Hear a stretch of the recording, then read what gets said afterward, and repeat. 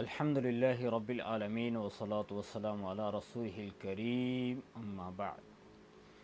فقد قال الله تبارك وتعالى في القرآن الكريم أحل لكم ليلة الصيام الرفث إلى نسائكم هن لباس لكم وأنتم لباس لهن علم الله أنكم كنتم تختانون أنفسكم فتاب عليكم وعفى عنكم فالآن باشروهن وابتغوا ما كتب الله لكم وكلوا واشربوا حتى يتبين لكم الأبيض من الخيط الأسود من الفجر ثم أتموا الصيام إلى الليل ولا تباشروهن وأنتم عاكفون في المساجد تلك حدود الله فلا تقربوها كذلك يبين الله آیاتہ للناس لعلہم یتقون صدق اللہ العظیم۔ سورۃ البقرہ آیہ نمبر 187۔ اللہ تعالیٰ فرماتے ہیں تمہارے لیے حلال کیا گیا ہے روزے کی رات میں اپنی بیویوں کی طرف بے حجاب ہونا۔ رفث مینز جمع ہوتا ہے۔ ہن لباس لکم، وہ لباس ہیں تمہارے لیے اور تم ان کے لیے لباس ہو۔ علم اللہ کو معلوم ہے کہ تم خیانت کر رہے تھے اپنی جانوں سے، اپنے آپ سے۔ فتاب علیکم، پس اللہ نے تمہیں معاف کر دیا۔ وعفا عنکم، اور تم سے درگزر کیا۔ فالآن باشروہن، پس اب تم ان سے مباشرت کرو، ان کے قریب جاؤ۔ وابتغوا، اور طلب کرو اور تلاش کرو وہ جو اللہ نے تمہارے لیے لکھ دیا ہے۔ وَكُلُوا وَاشْرَبُوا، اور کھاؤ اور پیو۔ حَتَّى يَتَبَيَّنَ، یہاں تک کہ واضح ہو جائے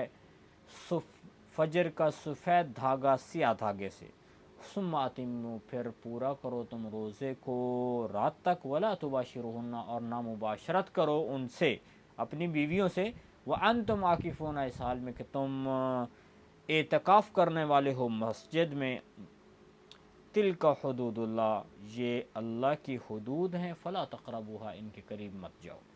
كَذَلِكَ يُبَيِّنُ اللَّهُ، اس طرح اللہ تعالیٰ ان اپنی آیات کو بیان کرتے ہیں لوگوں کے لیے تاکہ وہ بچتے رہیں، متقی بن جائیں۔ یہ آیت مبارکہ جو ہے ماہ رمضان کے اندر جو روزے رکھے جاتے ہیں تو روزے کے احکامات میں سے ایک حکم کے متعلق ہے۔ بین طور کہ رمضان المبارک میں جب روزے پہلے رکھے جایا کرتے تھے تو پہلے حکم یہ تھا کہ جب افطار کیا تو افطار کے بعد جب تک جاگتے رہے تو کھا پی سکتے تھے، ورنہ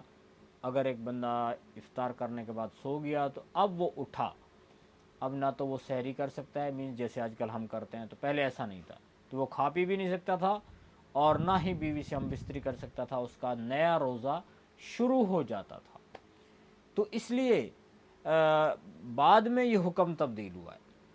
اور اس آیت مبارکہ کے شان نزول کے حوالے سے بھی مفسرین فرماتے ہیں کہ صحابہ کرام رضوان اللہ علیہم مجمعین کو کچھ مشکلات پیش آئیں، جیسے کہ بیویوں سے مباشرت کرنے کی یا رات کے وقت میں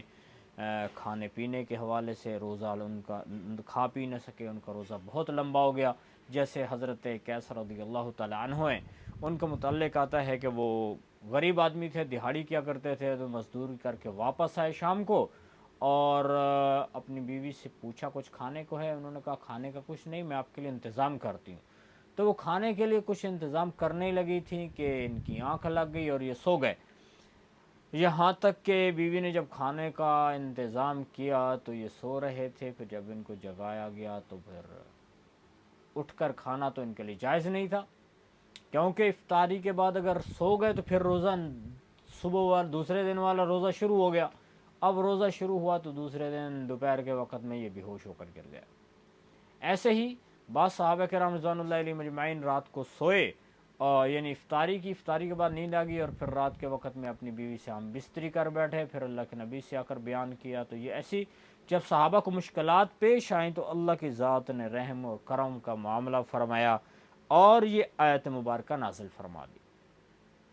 کہ اب تمہارے لیے حلال کر دیا گیا ہے کہ تم کیا کر سکتے ہو، اپنی بیویوں کے قریب جا سکتے ہو، ان سے جمع کر سکتے ہو۔ رفث جو ہے جمع کو بھی کہتے ہیں، اور ہر اس بات کو کہتے ہیں کہ جو بندہ اپنی بیوی سے پیار محبت کے لیے بولتا ہے۔ تو تمام یہ جتنے وہ الفاظ ہیں یا اپنی بیوی سے ہم بستری کر رہے ہیں، رفث کا جو یعنی لفظ ہے وہ تمام چیزوں کو شامل ہے۔ تو اللہ کی ذات نے حلال کر دیا ہے تمہارے لیے روزے کی رات میں یہ کام کرنا۔ تو یہ صحابہ کرام رضوان اللہ علیہ مجمعین کی جو مشکلات پیش ہیں، اللہ کی ذات نے آسان فرما دیا۔ اور جو پہلے جو حکم تھا کہ تم رات کے وقت میں کھا پی نہیں سکتے ہو اگر افطاری کے بعد سو گئے، تو اصل میں یہ وہ حکم ہے کہ جس کا قرآن میں تو تذکرہ نہیں ہے، لیکن یہ حکم اللہ کی ذات نے اپنے پیارے نبی صلی اللہ علیہ وسلم کے ذریعے سے صحابہ کو دلوایا تھا، ایمان والوں کو، اور پھر اس کے بعد یہ قرآن کی آیت نازل فرما کر اللہ کی ذات نے اس حکم کو منسوخ کر دیا۔ اور بعض مشرکین مکہ جیسے ان کی عادت تھی، وہ تو اعتراض کیا ہی کرتے تھے کہ یہ مسلمانوں کا کیسا دین ہے، یہ مسلمانوں کا کیسا نبی ہے کہ جو کسی ایک حکم پہ تو رکتا ہی نہیں ہے۔ ان کے دین میں جو ہے کبھی کوئی حکم آ رہا ہے، پھر منسوخ ہوتا ہے، پھر دوسرا ہوتا ہے، پھر تبدیلی آتی رہتی ہے۔ تو اصل تو یہ ہے کہ یہ اللہ کی ذات کی اللہ ہی ہے جس نے حکم دیا پہلے ایک، پھر اس کو منسوخ کر کے دوسرا حکم دے دیا۔ تو اس میں بہت ساری حکمتیں ہیں کہ اللہ تعالیٰ اپنے بندوں سے محبت کرتے ہیں، تو اللہ تعالیٰ اپنے بندوں کے اوپر ایک حکم کو، مشکل حکم کو دیتے ہیں، تو پھر اس کو آسان جب کرتے ہیں تو بندہ خوش ہو جاتا ہے، تو بندہ جو ہے مزید اللہ کی ذات کی طرف اس کی توجہ ہوتی ہے کہ اللہ تیری مہربانی ہے، تو نے آسانی کر دی ہمارے لیے احکامات کی۔ اور ویسے بھی جتنے بھی احکامات اللہ کی ذات نے ایمان والوں کو دیے ہیں وہ آسان ہے، لا یکلف اللہ نفسا الا وسعها، انسان کی وسعت سے باہر نہیں ہے۔ تو یہ ایمان والوں کو حکم دیا گیا۔ علم اللہ انکم کنتم تختانون، تو یہ اللہ کی ذات نے انہی لوگوں کا تذکرہ فرمایا ہے کہ جن سے ایسی غلطیاں ہو گئیں۔ جیسے ایک صحابی کے بارے میں آتا ہے رضی اللہ تعالی عنہ، اللہ کے نبی کی خدمت میں حاضر ہوئے، عرض کی یا رسول اللہ، رات کے وقت میں سو رہا تھا اور پھر میری آنکھ کھلی، میں نے اپنی بیوی کو دیکھا اس کی پنڈلی سے کپڑا ہٹا ہوا ہے، تو پھر میں صبر نہیں کر پایا ہوں، میں نے مباشرت کر لی، یعنی روزہ رکھا ہوا تھا، تو روزے کی حالت میں نے ایسا جو ہے وہ کر لیا، تو یا رسول اللہ میرے اوپر کیا ہوگا، اس کا کفارہ کیا ہوگا؟ تو اللہ کے نبی صلی اللہ علیہ وسلم نے فرمایا کہ جب تم نے ایسا کیا ہے، یعنی جب تم نے، چونکہ جب بندہ افطاری کے بعد سو گیا اور پھر جاگا ہے تو اب تو اس کا روزہ شروع ہو گیا ہے، تو جب تم نے ایسا کر لیا ہے تو اب تمہاری ذمہ داری ہے کہ تم کیا کرو، کفارہ ادا کرو۔ تو جب مشکل انہوں نے عرض کی یا رسول اللہ کفارہ کیا ادا کروں، اللہ کے نبی نے فرمایا اب 60 روزے رکھنے پڑیں گے۔ اور دوسرا اللہ کے نبی صلی اللہ علیہ وسلم نے فرمایا کہ 60 روزے نہیں رکھ سکتے تو پھر 60 مسکینوں کو کھانا کھلاؤ۔ انہوں نے عرض کی یا رسول اللہ ایک روزہ رکھا یہ مسئلہ ہوا، اب زیادہ آگے چلوں گا تو 60 مسکینوں کو کھانا کیسے کھلاؤں، میں خود غریب آدمی ہوں۔ تو اللہ کے نبی صلی اللہ علیہ وسلم نے وہاں پہ جو بیٹھے صحابہ تھے ان سے فرمایا کہ بھئی ان کو تھوڑا آپس میں پیسے جمع کرو، کچھ چیزیں جمع کرو اور چندہ کرو اور اس بندے کی تھوڑی مدد کرو تاکہ یہ کسی کو اپنے کفارہ ادا کر سکے۔ تو جب اس اللہ کے نبی صلی اللہ علیہ وسلم نے، صحابہ نے وہ جمع کیا اور اللہ کے نبی نے اس کو دلوایا، تو اس نے عرض کیا یا رسول اللہ مجھ سے بڑا تو مدینہ میں غریب ہی کوئی نہیں ہے، تو اللہ کے نبی نے فرمایا چلو پھر تم خود بھی کھا سکتے ہو۔ تو اس طرح کے کچھ ایسے واقعات تھے کہ جن کے ذریعے سے یعنی ایمان والوں کو مشکلات پیش آ رہی تھی، تو پھر اللہ کی ذات نے ان کو آسان کر دیا۔ تو اللہ تعالیٰ فرماتے ہیں کہ اللہ کو پتہ ہے کہ جو تم خیانت کر رہے تھے، یعنی اس مشکل سے ایمان والے گزر رہے تھے، ان سے غلطی ہو رہی تھی، تو اس کو اللہ نے آسان فرما دیا۔ فَالْآنَ بَاشِرُوهُنَّ، اور اب تم کیا کر سکتے ہو، ان سے مباشرت کر سکتے ہو اپنی بیویوں سے، وَابْتَغُوا مَا كَتَبَ اللَّهُ، اور طلب کرو وہ جو اللہ کی ذات نے لکھ دیا ہے۔ اور یہ جو اس سے پہلے جو ہن لباس لکم وانتم لباس لکم، یہاں پر اللہ کی ذات نے ایک مرد کی بیوی کو بندے کے لیے لباس قرار دیا ہے اور مرد کو اس کی بیوی کے لیے لباس قرار دیا گیا۔ تو لباس جو ہوتا ہے وہ بہت کی، ایک تو لباس بندے کے لیے خوبصورتی کا ذریعہ ہے، بندے کے عیب چھپانے کا ذریعہ ہے، اور لباس جو ہے وہ بندے کی مختلف چیزوں سے، سردی سے، گرمی سے حفاظت کا ذریعہ ہے، تو اس کے بہت سارے فائدے ہیں۔ تو مطلب یہ ہے کہ، اور لباس چونکہ بندے کے بدن کے بالکل قریب ہوتا ہے، تو اللہ کی ذات نے میاں اور بیوی کا جو رشتہ بتایا ہے، یعنی یہ تو اتنا قریب ہے کہ ان کے درمیان میں کسی اور کی گنجائش ہی نہیں ہے۔ جیسے لباس ہوتا ہے، جب وہ شرٹ بندے نے پہنی ہوئی ہے تو اب اس کے درمیان میں اور کوئی چیز ہے ہی نہیں، وہ جسم کے ساتھ چپکی ہوئی ہے۔ تو میاں اور بیوی، جب یہ ایک عورت ایک مرد، جب ان کا نکاح ہو گیا تو اب درمیان میں تمام دوسرے جتنے بھی رشتے ہیں وہ سائڈ پہ ہو جاتے ہیں، ان کا ایک الگ مقام ہو جاتا ہے۔ اب یہ میاں بیوی، یہ ان کا اتنا قرب ہے کہ درمیان میں اور کوئی نہیں رہتا۔ تو اس لیے میاں بیوی کے ذمہ داری ہوتی ہے کہ وہ کیا کرے، اب اپنے ہسبینڈ کی بات کو ہی سنے گی، جو اس کا شوہر اس کو بولے گا وہ اسی کو بات کو مانے گی۔ اس کے لیے اپنے والدین کی بات کو ماننا یہ ثانوی درجے میں آئے گا، پہلے اس نے اپنے شوہر کی بات کو ماننا ہے۔ تو اتنا، یعنی میاں اور بیوی اتنے دونوں قریب ہو جاتے ہیں۔ تو اس لیے بیوی جو ہے وہ میاں کے عیب کے چھپانے کا ذریعہ ہے، میاں کی خوبصورتی کا ذریعہ ہے۔ بیوی اپنے شوہر کے لیے بہت ساری مشکلات سے بچنے کا، اور مشکلات کیا ہیں کہ شیطان جب انسان کے اوپر حملہ آور ہوگا تو اب یہ بندہ اگر زنا کی طرف جائے گا تو دنیا میں بھی ذلت آئے گی، اور یہ بندہ زنا کی طرف جائے گا تو آخرت میں جہنم میں جائے گا۔ تو یہ مشکلات ہیں، جو بڑی مشکلات ہیں، تو ان سے بھی بچنے کا ذریعہ ہے۔ تو اس طرح سے میاں اور بھی ایسے ہی مرد جو ہے وہ اپنی، وہ بیوی کے لیے بچنے کا، ان مشکلات سے بچنے کا ذریعہ ہے، خوبصورتی کا ذریعہ ہے۔ یہ ساری چیزیں ہم دیکھ سکتے ہیں۔ تو اللہ کی ذات نے یہاں پر میاں اور بیوی کو ایک دوسرے کا لباس قرار دیا ہے، اس لیے نکاح کرنے کا حکم ہے کہ مرد کو، جب تک مرد ہے یا عورت ہے، مرد کے پاس جب اتنی ہمت ہے کہ اس کے پاس پیسہ بھی ہے، وہ ایک عورت کا خرچہ برداشت کر سکتا ہے، اس کو چھت دے سکتا ہے، اس کو کھانا پینا کھلا سکتا ہے، اور یہ خود طاقتور بھی ہے، جوان بھی ہے، اس کے اندر خواہشات نفسانیہ بھی ہیں، تو اب اس کے ذمہ ہے کہ یہ کیا کرے، نکاح کرے۔ اگر نارمل حالات ہیں، یعنی یہ گناہ کی طرف نہیں جاتا، گناہ سے بچنے کے بھی اس کے پاس اسباب ہیں، تو پھر تو اس کے لیے سنت ہے۔ اور اگر گناہ کے اندر پڑنے کا اندیشہ ہے تو ایسی صورت میں تو اس بندے کے ذمہ نکاح واجب ہو جاتا ہے، فرض ہو جاتا ہے کہ اس بندے کو چاہیے یہ نکاح کرے، کیونکہ اگر یہ نکاح نہیں کرے گا تو شیطان اس کو پٹکا دے گا۔ جیسے حضرت عبداللہ بن مسعود رضی اللہ تعالیٰ عنہ ہیں، وہ اپنے بہت سارے اور بھی ان کے ساتھی تھے، صحابہ تھے، مل کر اللہ کے نبی کی خدمت میں حاضر ہوئے، تو آپ صلی اللہ علیہ وسلم نے فرمایا، یا معاشر الشباب، اے نوجوانوں کی جماعت،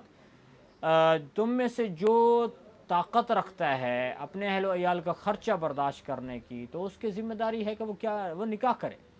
اور یہ نکاح تمہاری آنکھوں میں حیا کو پیدا کرے گا، آنکھیں تمہاری جھکا دے گا، تمہاری شرمگاہ کی حفاظت کا ذریعہ بنے گا، اور اس نکاح کے ذریعے سے اللہ کے نبی صلی اللہ علیہ وسلم کے فرمان کے مطابق بندے کا ایمان، آدھا ایمان محفوظ ہو جاتا ہے۔ اللہ کے نبی نے فرمایا باقی جو آدھا ہے اس کے بارے میں بندے کو فکر کرنی چاہیے۔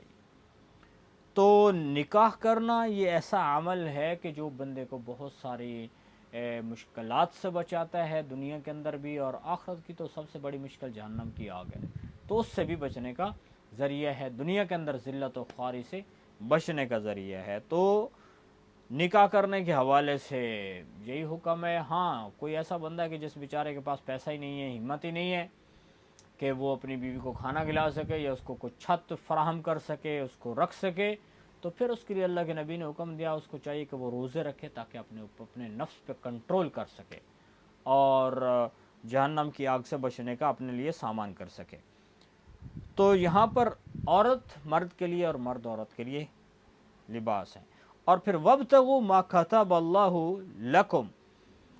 اور جو پیچھے اس سے پچھلی آیت مبارکہ کے اندر اللہ کی ذات نے جیسے ذکر فرمایا فَتَابَ عَلَيْكُمْ، جب بندوں نے، صحابہ سے جو غلطی ہوئی، انہوں نے جب اللہ سے معافی مانگی تو اللہ نے ان کو معاف کر دیا۔ اب جو میاں اور بیوی کا جو تعلق ہے اس سے مقصد کیا ہوتا ہے؟ یہاں پہ اس بات کو اللہ نے ذکر فرمایا وَابْتَغُوا مَا كَتَبَ اللَّهُ لَكُمْ، جو اللہ نے تمہارے لیے لکھ دیا ہے۔ لکھ دیا کا مطلب جو اولاد لکھی ہے۔ جب بندہ مباشرت کرتا ہے اپنی بیوی سے، ہم بستری کرتا ہے، تو وہ صرف خواہش پورا کرنے کے لیے نہیں ہے۔ جہاں تک بیوی سے ہم بستری کرنا باعث اس کے لیے اجر کا باعث ہے، جیسے اللہ کے نبی نے بتایا کہ تم بیوی سے جب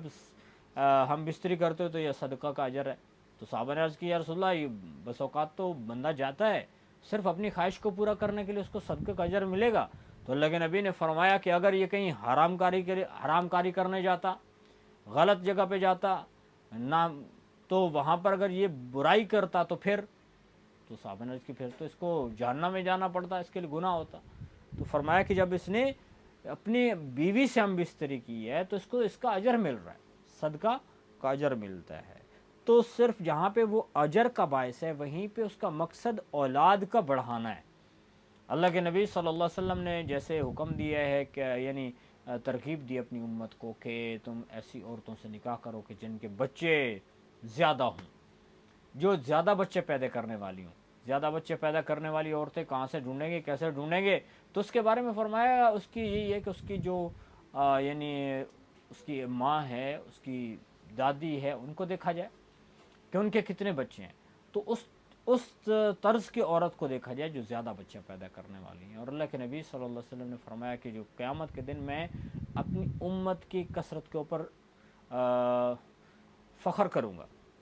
اور اس میں بہت ساری حکمتیں ہیں کہ جب بندے کی اولاد ہوتی ہے، اولاد کی تربیت کریں گے، اس کو اجر ملے گا۔ زیادہ اولاد ہے، ان کی تربیت کی جا رہی ہے، وہ نیک بن جائیں گے، ان کی نیکیاں، یہ بندہ دنیا سے چلا جائے گا اور وہ اس کے لیے صدقہ جاریہ ہیں، اس کو اس کی اپنی اولاد کی نیکیاں ملتی رہتی ہیں۔ اور جیسے فرمایا کہ جب اولاد کو کوئی نیک اولاد چھوڑ کر جاتا ہے، اس کے لیے صدقہ جاریہ ہے۔ اب یہ اولاد قرآن پڑھے، نماز پڑھے، ذکر کرے، تلاوت کرے، چاہے یہ اپنے والدین کو یعنی اس کا اجر دینے یعنی بھیجنے کی نیت کرے یا نہ کرے، پھر بھی ان کو اجر اس کا ملتا رہتا ہے۔ تو ایک تو یہ حکم یہاں پر ہو گیا وَابْتَغُوا مَا كَتَبَ اللَّهُ۔ تو اس سے یہ بھی معلوم ہوتا ہے کہ اولاد جب بھی کوئی مباشرت کرتا ہے اپنی بیوی سے، ہم بستری کرتا ہے، تو یہی نیت اولاد کی نیت ہونی چاہیے۔ اس کے ذریعے سے فیملی پلاننگ کرنا اور بچے گھٹاؤ اور کم کرو، تو یہ سارے جتنے بھی فضول قسم کی باتیں ہیں سب کی نفی ہو جاتی ہے۔ وَكُلُوا وَاشْرَبُوا، اور کھاؤ اور پیو یہاں تک کہ تمہارے لیے خیط الابیض، صبح کے فجر کے وقت کا جو سفید دھاگا ہے وہ واضح ہو جائے سیاہ دھاگے سے۔ یہاں پر بھی یعنی روزے کے ابتدا کہاں سے ہوتی ہے، اس کی انتہا کہاں پہ ہوتی ہے، روزے کا ٹائم کیا ہے، اس کا ٹائم بتایا گیا ہے کہ روزے کتنا ٹائم تم نے رکھنا ہے۔ تو یہ بھی یہاں پہ ایک حکم کا تذکرہ ہے، اور کہ صبح کے وقت میں صبح سے جو خیط الابیض ہے یعنی سفید دھاری جو ہے، اس سے مراد صبح صادق ہے۔ تو ایک صبح کاذب ہوتی ہے، ایک صبح صادق ہے۔ صبح کاذب وہ ہے کہ جب سورج نکلنا شروع ہوتا ہے نا، تو جب صبح کا وقت آتا ہے تو اس میں یعنی ابھی صبح ہوتی نہیں ہے، کہ اس سے تھوڑی دیر پہلے یعنی رات جب ڈھل جاتی ہے، رات کا جب اینڈ ہونے لگتا ہے اور سورج جو ہے مشرق سے نکلنے لگتا ہے، تو اس کی ایک روشنی جو ہے وہ ایسے سیدھا اوپر کی طرف جاتی ہے، جس کو عموداً کہتے ہیں، عمود سیدھا اوپر کی طرف۔ تو بلندی کی طرف جو روشنی جا رہی ہے وہ صبح صادق نہیں ہوتی، وہ صبح کاذب ہوتی ہے۔ اور پھر اس کے بعد مستطیل یوں ایک روشنی پھیلنا شروع ہو جاتی ہے۔ جب وہ اوپر کی روشنی اوپر جا رہی ہوتی ہے تو نیچے اس کے اندھیرا باقی ہوتا ہے، ایسے سائڈوں پہ۔ مشرق سے سورج نکل رہا ہے تو شمال جنوب کی طرف ایسے یوں کر کے ایک اندھیرا ہوتا ہے، ایک یعنی وہی رات کا اندھیرا باقی ہوتا ہے۔ پھر چند منٹوں کے بعد، تقریباً 10-15 منٹ کے بعد، جب یہ عمود والی اوپر صبح وہ کاذب تھی، پھر وہ وہاں سے اس کی بجائے یوں جو ہے یعنی شمال و جنوب کی طرف روشنی پھیلنا شروع ہوتی ہے، جس کو صبح صادق کہا جاتا ہے، اور وہ صبح صادق ہے۔ جب صبح صادق اللہ کے نبی اللہ تعالیٰ فرماتے وہ ہو جائے، وہ جو دھاگا ظاہر ہو جائے، تو اس کے بعد تم کھانا پینا بند کر دو، یہ تمہاری حد ہے۔ یہاں سے تم نے روزے کو شروع کرنا ہے الی اللیل، رات تک، یعنی جب سورج غروب ہو جائے تو وہاں تک روزے کو لے کے جانا ہے۔ اور بعض لوگوں نے پھر روزے کے بارے میں مختلف باتیں بھی کی ہیں کہ جیسے اللہ کے نبی صلی اللہ علیہ وسلم نے فرمایا کہ جب عبداللہ ابن مکتوم اذان دے دیں تو تم سمجھ جاؤ کہ بس اب کھانا پینا بند کر دو۔ بلال رضی اللہ عنہ کے بارے میں فرمایا کہ ان کی جو اذان ہے وہ تمہیں دھوکے میں نہ ڈال دے، وہ اذان دے رہے ہوں تو تم کھا پی سکتے ہو، کیونکہ وہ فجر سے پہلے اذان دیتے ہیں۔ اور عبداللہ بن مکتوم جو ہیں ان کی اذان بالکل صبح صادق پہ ہے،